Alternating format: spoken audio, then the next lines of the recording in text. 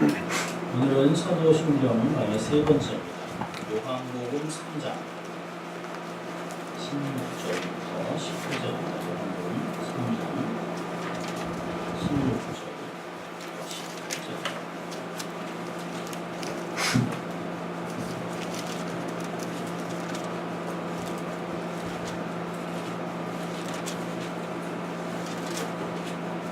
사도신경 이렇게 같이 읽도록 하죠. 요한복음 3장 16절부터 19절입니다.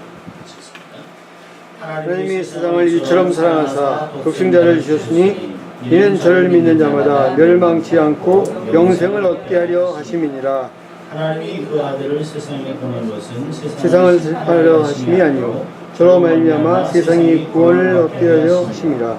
저를 믿는 자는 심판을 받지 아니하는 것이요 믿지 아니한 자는 하나님의 독생자의 이름을 믿지 아니하므로 벌써 심판을 받은 것입니다. 아멘.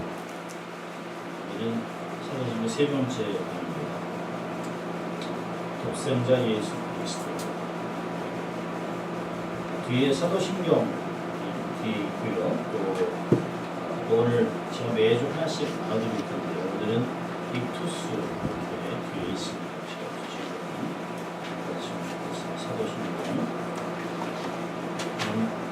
사도신경은 늘 배우는데요.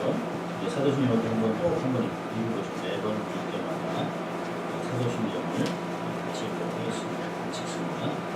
전능하사 천지를 만드신 하나님 아버지를 내가 믿사오며 그 외아들 우리 주 예수 그리스도를 믿사오니 이는 성령으로 잉태하사 동정녀 마리아에게 나시고 본디오 빌라도에게 고난을 받으사 십자가에 못 박혀 죽으시고 장사한 지 사흘 만에 죽은 자 가운데서 다시 살아나시며 하늘에 오르사 전능하신 하나님 우편에 앉아 계시다가 그리스도 사는 자와 죽은 자를 심판하러 오시리라.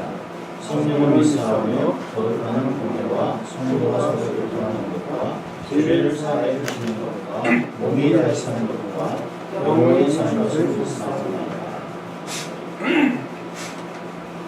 첫 절은 사도신경 2조 사도신경 들어가기로 접근했고요. 지난주는 첫 줄인 전능하사 천지무하사 하나님 아버지 내가 믿사 어지를 하나님을 내가 믿사라는 제목으로 말씀을 나눴습니다. 오늘은 두 번째 줄이죠. 우리 아들 우리 주 예수 그리스도를 믿사 독생자 예수 그리스도. 여러분 이렇게 제가 사도신경을 이렇게 나누는 것을 보면 성부 또 성령 이름 맨 뒤에 한 줄이 나오는 가운데 주로 예수 그리스도 가장 중심으로 되어 있습니다. 사실 오늘 사도신경의 중심부를 형성하고 있는 성자 하나님 예수 그리스도에 대해서 믿는 바를 고백하는 것이 무엇인지 우리가 좀 살펴보려고 합니다. 이 사도신경의 라틴어 원문을 보면 9개 단어는 성부 하나님과 관련되어 있고요. 3단어는 성령 하나님과 관련되어 있고 나머지 68개 단어가 다 모두 성자 예수와 관련된 단어로 되어 있습니다. 우리가 성부 하나님에 대해서 설명할 때도 예수 그리스도를 통한 하나님 아버지 되심을 고백한 것입니다. 그냥 아버지가 아니라 예수 그리스도를 통해서 하나님 아버지 되심을 먼저 고백하고 또 성령에 대한 언급 중에서도 예수님의 성령으로 잉태됐음을 밝히는 것이에요. 그래서 예수님과 관련성을 먼저 밝히고 있습니다. 다시 말하면 사도신경의 그 신앙 고백은 삼위일체 하나님을 고백하면서도 성자 예수님을 중심으로 한 신앙을 고백하고 있다라고 하는 건 구조를 통해서 볼 수 있습니다.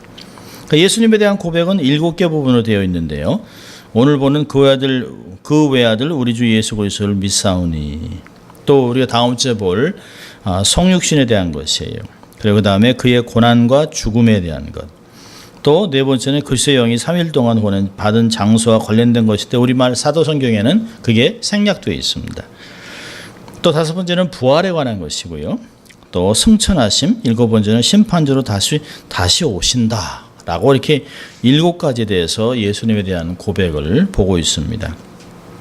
저는 이 7가지를 전체를 보면 사도신경에 나와 있는 예수님의 그 비하 또 이렇게 우리가 승귀, 휴밀리에이션은 엑솔테이션이라고 얘기하는데요.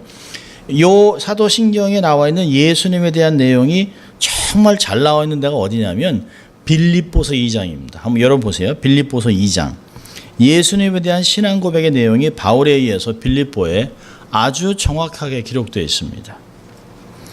빌립보서 2장 우리가 6절부터 보면 11절까지 이렇게 되어 있습니다. 우리 빌립보서 2장 6절부터 11절까지 우리 함께 찾으셨으므로 같이 읽습니다. 그는 근본 하나님의 본체시나 하나님과 동등됨을 취할 것으로 여기지 아니하시고 오히려 자기를 비어 종의 형체를 가져 사람들과 같이 되었고 사람의 모양으로 나타났으심에 자기를 낮추시고 죽기까지 복종하셨으니 곧 십자가에 죽으심이라. 이러므로 하나님이 그를 지극히 높여 모든 이름 위에 뛰어난 이름을 주사 하늘에 있는 자들과 땅에 있는 자들과 땅 아래에 있는 자들로 모든 무릎을 예수의 이름에 꿇게 하시고 모든 입으로 예수 그리스도를 주라 시인하여 하나님 아버지께 영광을 돌리게 하셨느니라.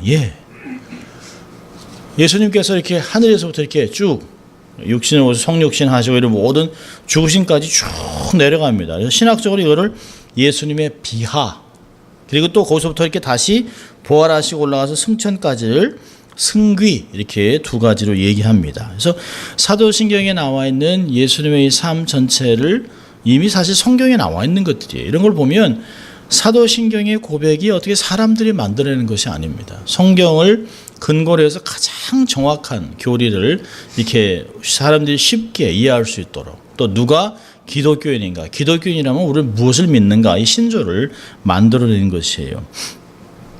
자, 그런데 이거 보면 이 한 가지 중요한 것은 예수님께서 하셨던 공생의 3년 동안에 치유라든지 말씀을 가리킨 거라든지 또 이렇게 뭐 병든 자를 치유하시고 제자를 가르친 것에 대해서는 전혀 언급하고 있지 않습니다. 예수님의 사역이 중요하지만 예수님께서 이 땅에 오신 목적 우리를 위해서 대속물로 십자가에 의해서 죽으셨다라는 것을 밝히기 위해서 고백을 그렇게 합니다. 그 사도 바울은 로마서 4장 25절을 보면 이렇게 얘기해요. 우리의 죄를 범함을 위하여 내어줌이 되고 또한 우리를 의롭다 하심을 위하여 살아나셨다라고 고백합니다. 여기서도 사도 바울은 예수님의 죽으심과 부활만을 얘기합니다. 예수님의 사역, 예수님이 이 땅에서 무엇을 하는 이런 것들은 언급하지 않고 있어요. 그러니까 사도 바울이 얘기하는 것은 예수님의 탄생과 예수님의 죽음이 우리의 삶을 아주 획기적으로 바꿔놨다는 것이에요. 자, 오늘 우리가 고백하는 그 외아들 우리 주 예수 그리스도를 믿사오니 여기 보면 우리가 세 가지를 보려고 하는데요. 우리가 지난주에는 전능하신 하나님, 또 창조주 하나님, 또 아버지 되신 하나님 이렇게 우리 하나님 아버지를 우리가 봤다면 오늘은 외아들, 그다음에 우리 주, 그다음에 그리스도 이 세 가지를 보려고 합니다. 자, 예수 그리스도는 누굴까요? 오늘 본문을 보면 그 외아들 우리 주 예수 그리스도 이분을 우리가 믿는다라고 얘기하고 있습니다. 첫 번째로 하나님의 외아들 독생자, 이렇게 독생자라는 말을 쓰지 않고 외아들이라는 말을 썼습니다. 자, 유대교에서는 오늘날까지 예수 그리스도를 하나님의 독생자 또는 구원을 베푸는 메시아로 믿지 않습니다.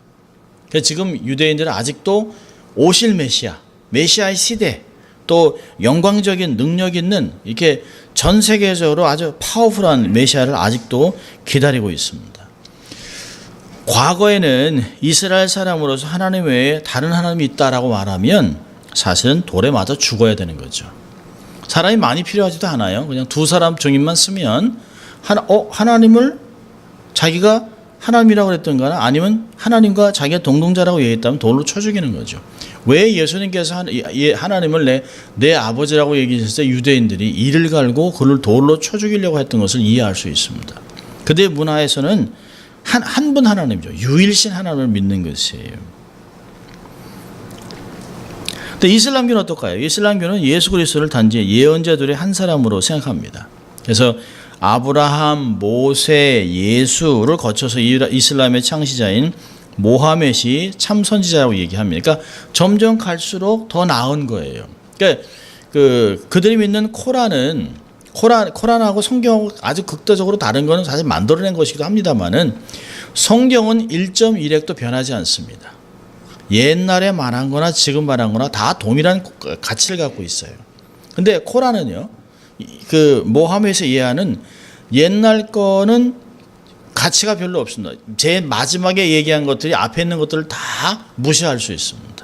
그러니까 그래서 그 이만석 선교사님이 지은 책 중에 왜 모하메드의 예언은 계속 바뀔까? 아주 재미있는 책입니다. 그러니까 시대마다 계속 바뀌어요. 근데 성경은 세월이 지나도 1.1핵이 변하지 않습니다. 1.1핵이라는 게 우리가 한국말로 하면 이게 뭘까 합니다만은 글자를 보면 이렇게 비읍자 같이 되는 게 그 코너를 깎아내면 완전 다른 글자가 됩니다. 그래서 그 실수라도 그렇게 변하지 않는다는 것이에요. 여러분, 사도들은 하나님의 말씀에 의지해서 오직 예수님만이 하나님의 외아들이다, 우리의 구주다라고 고백합니다. 그러니까 우리가 예수님을 하나님의 외아들이라고 고백하는 것에 대해서 정확한 이해가 좀 필요합니다. 그러니까 외아들이라고 하면 둘이 아닌 하나인가?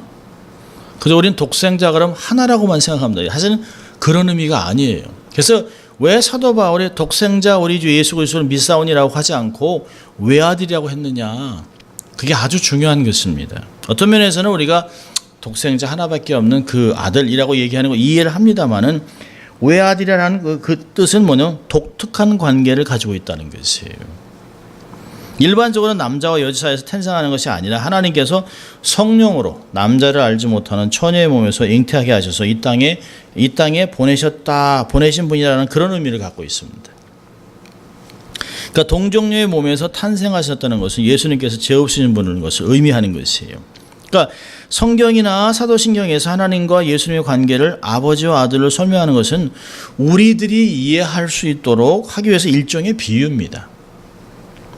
우리가 예수님도 하나님, 성령님도 하나님, 또 하나님 아버지, 성부, 성자, 성령 이렇게 얘기한 세 삼신이 있는 것이 아니잖아요. 한 분이 세 파트를 갖고 있습니다. 다 각각 하나님이세요. 근데 우리가 생각하는 것 같이 육신의 아버지, 아들의 관계가 아닙니다. 그러니까 예수님이 2000년 전에 마구간에서 탄생을 했기 때문에 그분이 하나님은 아버지가 되고 그때부터 하나님이 아버지가 되고 예수님이 아들이 된 거 그런 게 아니에요. 만세 전부터 하나님과 예수님과의 관계는 영원한 것이에요. 육신을 입고 오기 전부터 하나님과 예수님은 함께 계셨습니다. 그러다가 때가 돼서 예수님이 인간의 몸을 입고 이 땅에 오신 것이에요. 우리가 사도신경을 통해서 하늘에 계신 우리 아버지여라고 고백한다고 해서 우리가 예수님과 동일한 의미에서 아들이 된 것은 절대 아닙니다. 오늘 우리 본문 읽었던 요한복음 3장 16절에 하나님이 세상을 이처럼 사랑하사 독생자를 주셨으니 이는 누구든지 저를 믿는 자마다 멸망치 않고 영생을 얻게 하려 하심이라 라고 한 것이 그런 것 같이 예수 그리스도는 우리 인간의 죄를 용서하기 위해서 보내신 하나님의 유일한 외아들입니다. 자, 우리가 어떻게 하나님의 외아들, 예수님이 하나님의 외아들인가 라고 하는 것을 성경에서 보면 예수님이 자기를 그렇게 고백하셨어요. 내가 하나님의 아들, 또 하나님을 아버지라고 불렀습니다. 여러분 마태복음 11장 볼까요? 마태복음 11장 보면 우리가 마태복음 11장 28절은 너무 잘 아는 말씀인데요. 그 전 25절부터 27절까지를 보면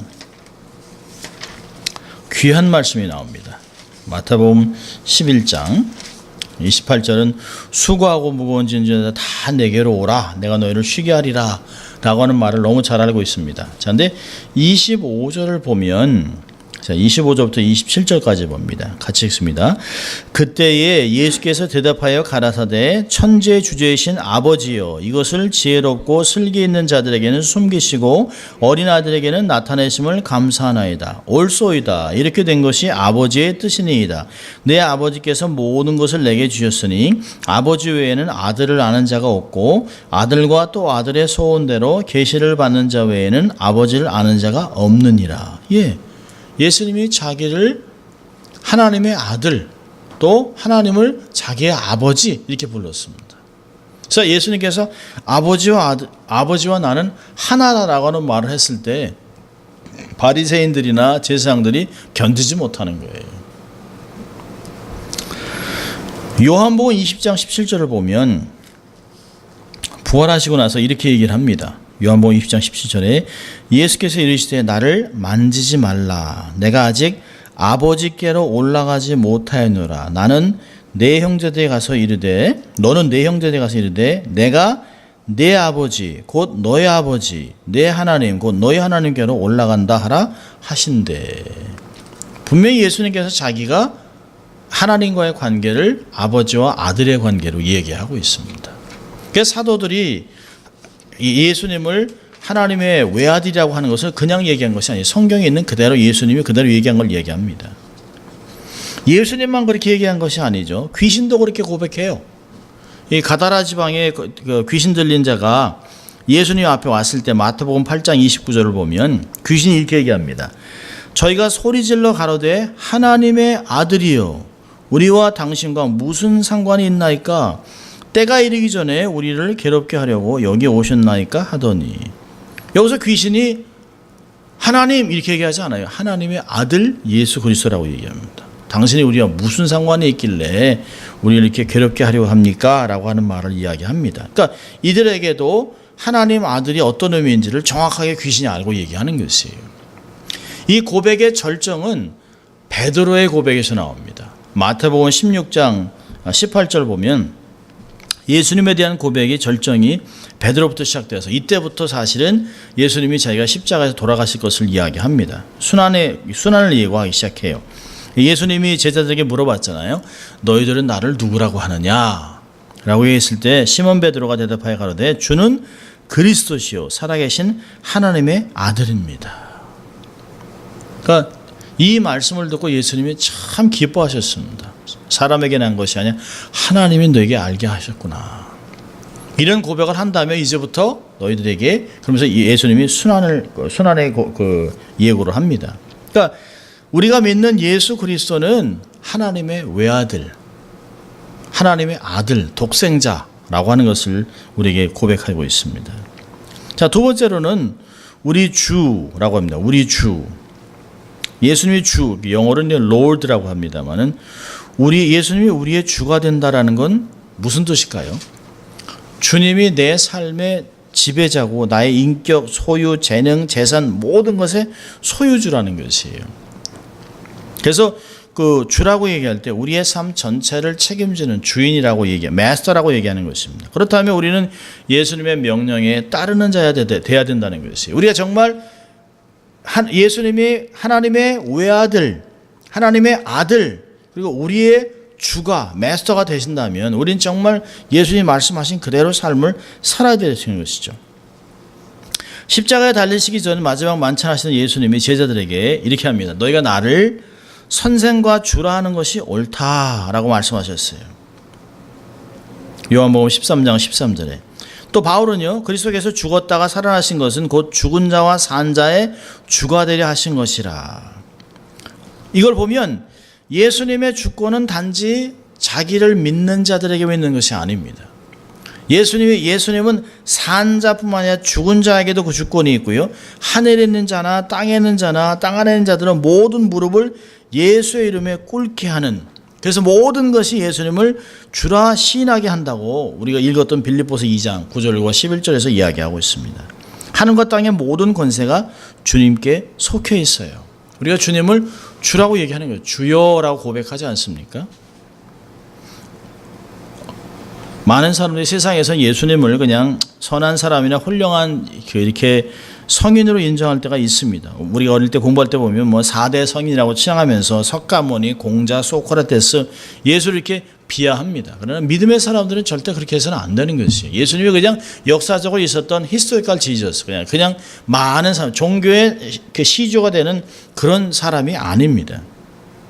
그러나 하나님이시죠. 우리의 주님이십니다.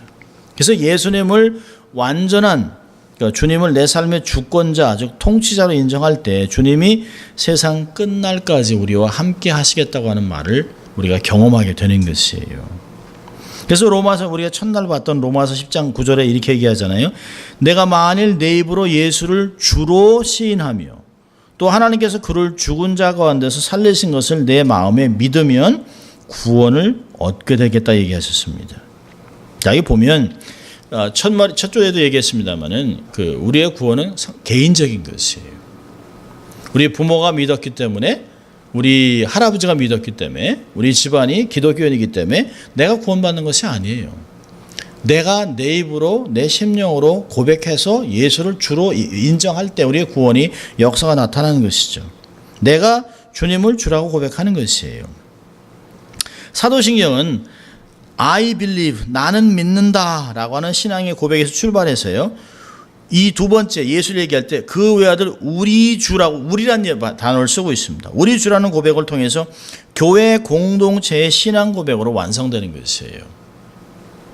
개인의 신앙도 굉장히 중요하죠. 그래서 그 고백이 나의 하나님, 나의 주에서 그치는 것이 아닙니다. 우리 주로 승화될 때 함께 교회로 지어져 가는 것이 하나님의 나라를 위한 한 백성이 되는 것입니다. 교회는 지난 2000년 동안 우리라는 공동체 신앙의 전승을 따라왔습니다. 이제까지 모든 하나님의 사람들, 예수님이 부활 승천하신 후에 예수님을 주로 고백했던 모든 사람들이 앞으로도 계속 그럴 것이에요. 우리 주 예수 그리스도라고 고백할 것입니다. 그러니까 우리는 절대로 2000년의 역사의 전통을 벗어나서는 안 됩니다. 너무 새로운 것들, 너무나 새로운 해석, 너무나 획기적인 것들을 바라서는 안 되는 거죠. 2000년 동안 우리라는 공동체적 신앙의 전승을 따라 나도 그 우리 속에 함께 고백하는 것을 잊지 말아야 하는 것입니다. 자, 세 번째로 예수님은 그리스도. 그리스도라는 말은 뭘까요? 기름 부음을 받았다. 기름 부음을 받은 자, 그런 뜻입니다. 히브리어로는 메시아라고 얘기합니다. 그러니까 구약 시대에 기름 부음을 받는 직분이 세 가지가 있습니다. 왕, 대제사장, 선지자. 근데 이 왕, 대제사장, 선지자의 역할을 다 예수님이 다 성취하셨어요. 말씀으로 다스리시고 우리를 위해서 대신 중보기도 해주시고 말씀을 선포하는 이 모든 세 가지의 직분을 다 예수님이 성취하셨습니다. 이 직책을 가지고 세상에 오신 구세주 메시아라고 얘기하고 있습니다. 여러분, 메시아는 유대 사상 가운데 가장 중심인물로 이스라엘 백성들의 희망이와 선망의 대상입니다. 언제나 메시아가 오실까?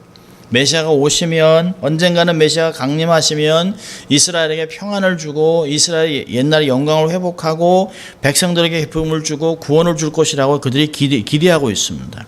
그들이 기대하는 말씀의 모든 성취 행보의 역사를 완성시켜 줄 것을 믿습니다.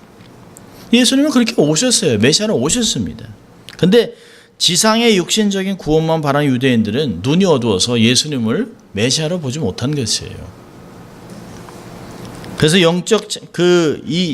사실은 그래서 그 예수님이 그 유대인들에게, 자기의 백성들에게 배척당하고 말았습니다. 그렇지만 다시 오실 메시아는 영광의 메시아로 다시 오셔서 영적 참 이스라엘 백성, 우리 기독교인들을 구원해서 새 하늘과 새 땅으로 인도하시고 친히 다스릴 것이라고 계시록 21장은 우리에게 얘기하고 있습니다. 그러니까 우리는 오신 메시아, 다시 오실 메시아, 초림에 오신 예수 그리스도, 다시 재림하실, 다시 오실 예수 그리스도를 기다리는 이미 아직 안 된, already but not yet, 그 중간을 살아가는, 마지막 때를 살아가는 것이에요. 우리가 말세하는 것은 예수님이 오시는 그때가 말세가 아니라 예수님이 초림하신 그때부터 말세입니다. 그리고 말세의 마지막이 주님이 재림하는 날이 마지막이 되는 것이에요. 오늘 생각해본 나는 그 유일하신 외아들 우리 주 예수 그리스도를 믿습니다라는 기호로 상징으로 표기한 것이 우리가 잘 아는 익투스입니다. 여러분 제가 뒤에다 나눠드렸습니다. 보세요. 익투라스라는 게 이제 헬라어 말로 익투스, 물고기라는 뜻인데요. 물고기라는 말을 이렇게 풀어보면 하나님의 아들, 구원자 예수 그리스도. 그래서 그 당시에 돌판에 새겨놨던 익투스나 바닥에 그렸던 것들을 볼 수 있습니다. 그 초대교회 성도들이 서로 만나면 이 사람이 정말 예수를 믿는 사람인지 아니면 예수 믿는 사람을 핍박하려고 하는 사람인지 아니면 어디에 로마 군인 첩자인지 알 수가 없으니까 서로 만나면 그 사람의 배경을 모르기 때문에 그냥 이렇게 물고기 같이 이렇게 위로 이렇게 한번 그립니다. 그럼 상대방이 예수 믿는 사람이 아니라면 그게 뭔지 전혀 몰라요. 근데 바닥에 이렇게 그려놓으면 나도 예수 믿는 사람이라면 밑에 이렇게 해서 물고기를 형상을 만듭니다. 그럼 서로 우리가 하나님의 아들 예수 그리스도 우리의 구주를 믿는 성도군요. 그래서 한 가족을 믿습니다. 이게 사실 암호로 쓰였던 것이에요. 초대교회 성도들이 로마로부터 생명을 해치는 엄청난 핍박 가운데서 카타콤에서 살았잖아요. 굴속을 전전하면서 신행생활을 하다가 원형 경기장에 사자밥으로 던져지는 끔찍한 상황에서도 신앙을 고백하면서 서로 십자가를 그렸던 것들을 이야기합니다. 참 그리스도인들의 믿음의 암으로 이 물고기 자체를 그렸다는 것은 참 흥미롭습니다. 우리 가끔 보면 자동차 이렇게 뒤에 보면 이렇게 물고기를 그리는 게 있잖아요.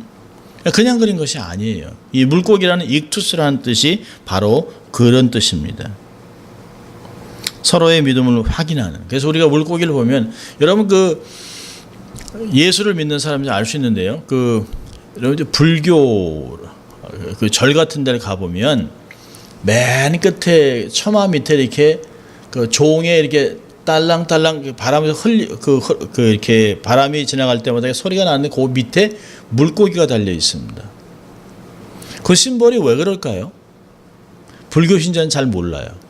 그냥 방생한다고 생각하는데 아니에요. 도마가 인도에 가서 순교했는데요. 그 도마가 가서 인도에 가서 자기가 예수 믿는 것을 십자가로 거기서 마크를 해놓은 것이에요. 그러니까 그 인도 산스크릿 말고 그 많은 그 불교 서적에 보면 이 물고기가 그려 있는데 이건 다 기독교를 얘기하는 것입니다. 그래서 가끔 이렇게 절 같은데 이렇게 뭐 드라마나 이런 걸 보면 절에 계실 때 바람이 불 때 이 종에 달려 있는 물고기가 이렇게 흔들리는 거 보면 저게 기독교의 상징인데 예수 그리스도를 믿는다는 건데 저들이 알까 하는 것들을 생각해 봅니다. 여러분 2세기경의 교회 저술가인 이제 털툴리안이라는 사람은 이런 말을 했습니다.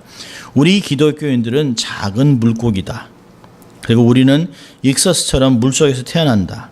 작은 물고기를 죽이는 방법은 물에서 건져내는 것이다. 이게 뭘까요?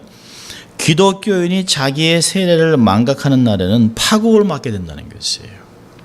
교인이 죽는 것은 물고기를 그냥 꺼내서 밖으로 내던진다는 거죠.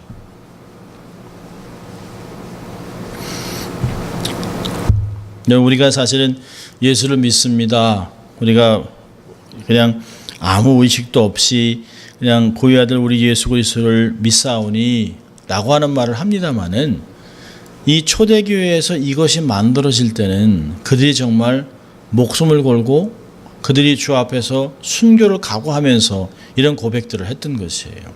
자기의 목숨을 걸고 물고기를 그리면서 나를 구원하신 예수 그리스도 하나님의 아들 예수 그리스도 구세주를 고백했던 것을 볼 수 있습니다. 언제부터인가 우리의 신조나 믿음의 고백들이 그냥 입에서만 있는 우리의 의미를 생각하지 않고 그 깊은 곳을 우리가 고백하는 것이 아니라 그냥 입으로만 립 서비스만 했던 것이 얼마나 많은지 모릅니다. 이제부터 우리는 예수님은 하나님의 독생자, 예수님은 우리의 구세주, 이 시간 우리의 입술을 벌려서 우리의 주 되신 주님을 찬양하고 우리의 삶을 맡겨야 할 것입니다. 우리가 정말 그 외아들 우리 주 예수 그리스도를 믿사오니라고 우리가 진실한 마음으로 고백한다면 주님은 그 고백에 기뻐하시면서 우리의 삶에 있는 터전에서 우리의 삶을 지켜주실 것이에요. 그리고 우리의 사업체에 찾아오시고 우리의 삶을 책임져 주실 것입니다. 예수님께서 말씀하셨어요. 도적이 온 것은 도적질하고 죽이려 함이지만 나는 양으로 생명을 얻게 하고 더 풍성히 얻게 하려 왔다라고 요한복음 10장은 이야기합니다. 우리 교회와 성도들에게 우리의 영육간의 삶을 풍성케 하는 예수님의 은혜가 우리 넘쳐나시기를 주의 이름으로 축원합니다. 기도하겠습니다. 하나님 아버지 감사합니다. 오늘도 사도신경을 고백을 통해서 예수님이 어떤 분인가를 우리가 스스로 고백합니다. 하나님 아무 의미도 없이 그냥 립서비스만 했던 것이 아닌가를 우리 생각하면서 우리의 정말 하나님의 외아들 그분이 그 존귀하신 그분이 육신을 오셔서 우리의 주가 되시고 또 우리를 구원하시고 우리의 그리스도 되신 것을 우리가 다시 고백하고 또 그 고백대로 삶을 살아가는 저희들 되게 하시고 그걸 통하여 하나님을 기쁘시게 하고 하나님의 허락하신 모든 은혜를 경험하는 저희들 될 수 있도록 하나님 축복하여 주시옵소서. 감사하고 예수님 이름으로 기도합니다. 아멘.